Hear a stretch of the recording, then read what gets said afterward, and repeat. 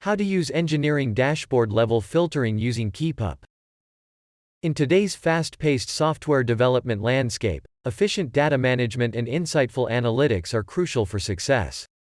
As development teams work on complex projects with vast amounts of data, the ability to refine and focus on specific subsets of information becomes paramount.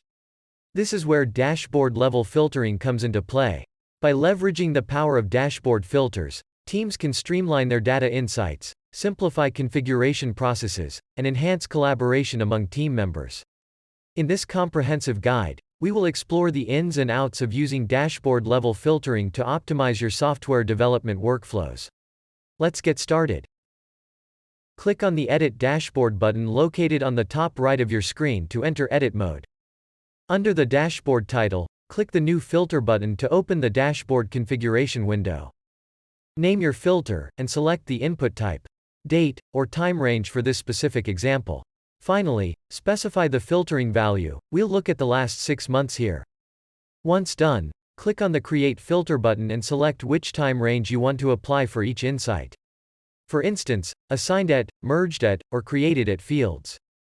Once selected, save your dashboard filters to apply them.